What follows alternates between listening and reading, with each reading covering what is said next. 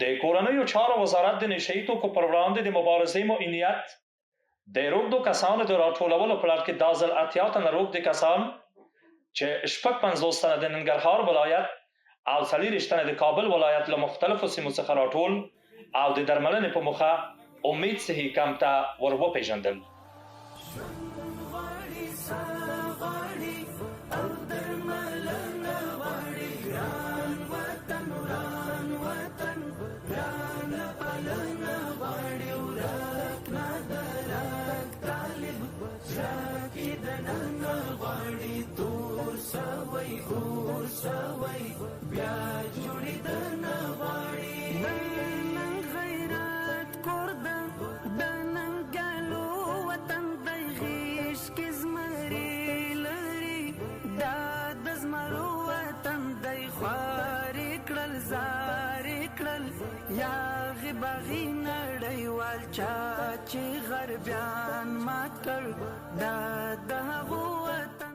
دا کوم کسانان چې تاسو دلته وینئ دا روږدي کسانان چې د کابل د مختلفو سیمو څخه او د جلال آباد د ولایت څخه کوم کسانان راوستل شوي دي د معتادان دي او دا دلته راوړل شوي دي د دې په خاطر باندې چې دلته جوړ شي.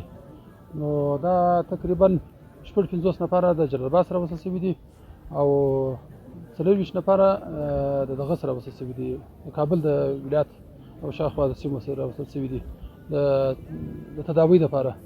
نو دا چې خپل مرحله پوره کړي بیا به نو خپل کورنۍ ته بیرته تسلیمیږي. السلام علیکم ورحمت الله. زما نوم حکمت الله دی، د ننګرهار اوسېدونکی یم.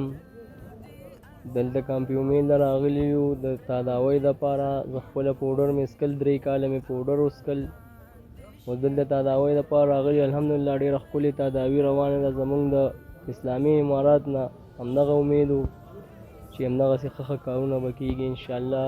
زموږ ډېر ښه علاج روان دی. زه خپله مستري یم، هغه کار ما نه پاتې کېدو که داسې موږ علاج نه و کړی، هر یو شی به موږ نه پاتې و. الله دې دوی سره ښه وکړي. زما دغه پیغام دی چې دا خلک دی د سمو خلکو سره ګرځي، ورزش طرف ته دې مخه کړي، څه کسب طرف ته دې مخه کړي، د نشې نه دې مخه واړوي. نشه ډېر بد شی دی. موږ خپله کسبګر یو، د نشې دې ځای ته راوستی یو. ښه تکړه مستري یم، ښه قابله. د نشې زه دې ځای له راوستی یم. کوشش وکړئ چې د ښو ملګرو سره وګرځېږئ، ښه کارونه وکړئ، د بد ځای نه ځانونه منې کړئ. اسلامي امارات نه موږ ډېر خوشحاله یو. زموږ یې ډېر قدر وکړو، عزت یې وکړو، په ډول سره یې دلته راوستو، تداوي راله کوي. اسم احسان الله از ولایت ننگرهار. ما را از ولایت ننگرهار از ولسوالی سفرود ما را جمع‌آوری کرده آورده در ولایت در مرکز کابل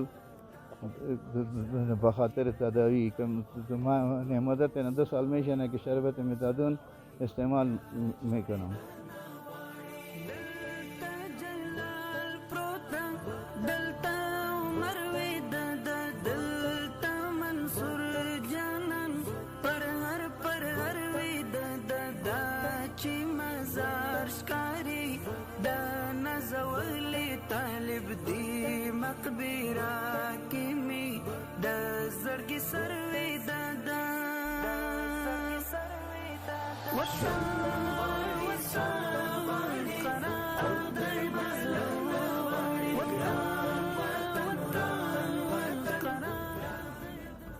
چی استفاده کوم؟